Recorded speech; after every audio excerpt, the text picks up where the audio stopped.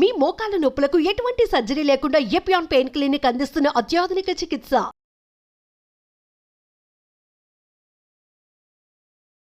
ధన్వంతరి నమః. Dear friends, నా పేరు professor doctor T Venugopalarao, Ojas ayurvedic centre, Chikkadpally, Hyderabad. Friends, ఈరోజు జుట్టు రాలడం అనే సమస్యకి అద్భుతమైన ఆయుర్వేద తైలము ఈరోజు మీరు చూస్తారు. ముఖ్యంగా జుట్టు రాలడం అనే సమస్య చిన్న పెద్ద ఆడ మగ అనే తేడా లేకుండా చాలా మందిలో ఈ మధ్యకాలంలో మనం చూస్తున్నాం. దానికి ఆహారానికి సంబంధించిన కారణాలు కావచ్చు, తర్వాత లైఫ్ స్టైల్కి సంబంధించిన కారణాలు కావచ్చు, ఏవైనా ఉండనియండి, తర్వాత న్యూట్రిషనల్ డెఫిషియన్సీకి సంబంధించిన కారణాలు ఏవైనా ఉండండి. దీంతో ఆందోళన మొదలవుతుంది. తర్వాత రకరకాల తైలాలు అంటే హెయిర్ ఆయిల్స్, హెయిర్కు సంబంధించిన న్యూట్రిషనల్ ప్రోడక్ట్స్, ఇవన్నీ కూడా ప్రయత్నాలు చేస్తూ ఉంటారు. కానీ కొంతమందిలో హెయిర్ ఫాల్ సమస్య అనేది తగ్గకుండా ఉంటుంది. సో ఇలాంటి సమస్యను మనం పరిష్కారం చేసుకోవడానికి ఆయుర్వేదంలో ఒక అద్భుతమైన తైలము, దాని పేరు ఆదిత్యపాక కేశతైలము అంటారు. ఆదిత్యపాక కేశతైలం. ఫ్రెండ్స్, దీని గురించి నేను వివరంగా చెప్తాను. దీంట్లో మీరు చేయాల్సింది ఏంటంటే, మీరు ఒక 4 రకాల మూలికలు మీరు తెచ్చుకోవాల్సి ఉంటుంది. దాంట్లో మొట్టమొదటిది జటామాంసి. దీన్ని మార్కెట్లో కూడా జటామాంసి అంటారు, ఆన్లైన్లో కూడా మీకు జటామాంసి పేరుగానే దొరుకుతుంది. ఇది ఒక చెట్టుకు సంబంధించిన మూలిక, చాలా సుగంధభరితంగా ఉంటుంది. ఇది మీకు జటామాంసి పౌడర్ ఈ చూర్ణం రూపంలో కూడా దొరుకుతుంది, లేకపోతే జటామాంసి కూడా మీకు మార్కెట్లో కనుక దొరికితే మీరు తెచ్చుకొని దాన్ని గ్రైండర్లో కానీ మిక్సీలో కానీ వేసి సన్నటి పొడి చేసుకొని మీరు పెట్టుకోండి. రెండవది అతి మధురము, ఎస్టి మధు అని ఆయుర్వేదంలో అంటారు అన్నమాట. అతి మధురం అని తెలుగులో అంటారు. సో ఈ అతి మధురం కూడా పొడి మనకి మార్కెట్లో దొరుకుతుంది. అతి మధురం పౌడర్ లేదా లిక్వరైజ్ పౌడర్ అని అంటారు. ఈ 2. తర్వాత మెంతులు, అందరికీ తెలిసిందే, మెంతుల గురించి చెప్పాల్సిన అవసరం లేదు. మెంతులు మనకు వంటల్లో ఉపయోగపడేది, మన వంట గదిలో ఉండేదే. ఈ మెంతులు కూడా మంచిగా గ్రైండర్లో వేసి పొడి చేసుకొని ఉంచుకోండి. తర్వాత 4వది గంధ కచూరాలు అని మార్కెట్లో దొరుకుతాయి. కచూరాలు అని అంటారనమాట. గంధ కచూరాలు లేకపోతే కచూరాలు అంటారు. ఇవి కూడా మీకు మార్కెట్లో దొరుకుతాయి. అవి కూడా మంచి సుగంధభరితంగా ఉంటాయి అన్నమాట. అవి రూట్స్ అన్నమాట, ఒక చెట్టు యొక్క వేళ్ళు. మీకు చిన్న చిన్న వెడల్పాటి ముక్కల్లాగా మీకు దొరుకుతాయి. వాటిని కూడా తీసుకొచ్చి మీరు మిక్సీలో వేసి పొడి చేసుకొని పెట్టుకోండి. సో ఈ 4 మూలికలు రెడీ అయిన తర్వాత ఒక్కొక్క దాన్ని 50 గ్రాముల చొప్పున మీరు కొలుసుకోండి. ఈ జటామాంసి ఒక 50 గ్రాములు, తర్వాత అతిమధురము 50 గ్రాములు, మెంతుల పొడి ఒక 50 గ్రాములు, తర్వాత గంధ కచూరాల పొడి ఒక 50 గ్రాములు.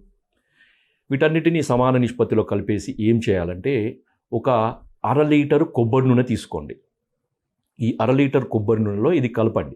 కలిపిన తర్వాత దీంట్లో ముఖ్యమైన విషయం ఏంటంటే, దీన్ని మనము పొయ్యి మీద కానీ మంట మీద కానీ వేడి చేయకూడదు. దీనికి ఆయుర్వేదంలో మనకి చెప్పిన పద్ధతి ఏంటంటే, మీరు ఈ తైలంలో ఈ పొడులన్నీ వేసిన తర్వాత ఒక పెద్ద గాజు బాటిల్ తీసుకోండి, గాజు సీసా తీసుకోండి, లేకపోతే గాజు వెడల్పాటి ఏదన్నా గ్లాస్ కంటైనర్ తీసుకొని దాన్ని ఎండలో పెట్టాలన్నమాట. చూడండి మీరు డియర్ ఫ్రెండ్స్, ఇప్పుడు మనకు మంచి ఎండలుండే ఎండాకాలం కదా, ఏప్రిల్ మే. సో ఈ 2 నెలల్లో మనకి మంచి ఎండ ఉంటుంది కదా.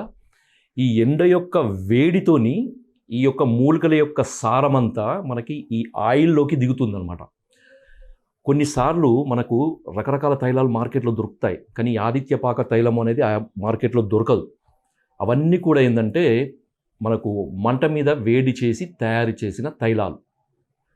ఈ ఆదిత్యపాక తైలం యొక్క విశేషత ఏంటంటే, ఈ మూలికలలో ఉండే సారము, అంటే కొంచెం ఏదైతే సారం అవసరమో, అంటే కొన్ని సున్నితమైన కొన్ని సెన్సిటివ్ ఆల్కలాయిడ్స్ యొక్క సారం అంతా కూడా మనకి ఈ సూర్యరశ్మి యొక్క ఒక నిర్దిష్టమైన వేడి వల్ల, ఆ వేడి అనేది ఎక్కువ ఉండదు. మనం మంటలో ఉండే హై టెంపరేచర్ అనేది మనకు ఈ ఎండలో టెంపరేచరు చాలా తక్కువగా ఉంటుంది. ఆ మాత్రం టెంపరేచరే ఈ తైలంకు సరిపోతుందన్నమాట. ఎందుకంటే ఆ మాత్రం ఉష్ణోగ్రతకే మూలికలలో ఉండే సారం అనేది ఈ కొబ్బరి నూనెలోకి వస్తుంది. అంతకంటే ఎక్కువ వేడి అంటే మనము మంట మీద కనుక వేడి చేసి తయారు చేస్తే దానికి అవసరమైన ఎసెన్షియల్ కొన్ని సూక్ష్మమైన సున్నితమైన ఆల్కలైడ్స్ అనేవి ఎగిరిపోతాయి అన్నమాట. ఆదిత్యపాక తైలం యొక్క విశేషత ఏంటంటే, దాంట్లో ఉండే ఈ హెయిర్ ఫాల్కు సంబంధించిన కొన్ని రకాల ఔషధ గుణాలు అనేవి తొందరగా మనకి ఈ తైలంలోకి వస్తాయన్నమాట. అయితే తైలాన్ని మనము ఎండలో పెట్టినప్పుడు జాగ్రత్త తీసుకోవాలి. ఒకటి ఏంటంటే దుమ్ము పడకుండా చూసుకోవాలి. తర్వాత దీన్ని 7 రోజులు కంటిన్యూస్గా ఎండలోనే ఉంచాలన్నమాట. సో దానికి మీరు సరైన జాగ్రత్తలు తీసుకోండి. ఏదైనా పురుగు పుట్ర పడకుండా, లేదంటే దుమ్ము ధూళి అలాంటివి పడకుండా మీరు ఒక గాజు పాత్రలో తీసుకుంటారు కదా, ఆ గాజు పాత్ర మీద ఇంకొక గాజు ఏదైనా పెట్టేసేయండి, గ్లాస్. సో దానివల్ల ఏమవుతుందంటే మనకి ఈ ఎండ వేడి అనేది మనకు డైరెక్ట్గా ఈ తైలంలోకి తగలవడం వల్ల ఏమవుతుందంటే ఒక రకమైన వేడి ఉష్ణత ఆ తైలంలోకి పోయి దాంట్లో ఉండే సారమంతా కూడా ఈ కొబ్బరి నూనెలోకి దిగుతుంది. 7 రోజులు ఖచ్చితంగా ఉంచండి.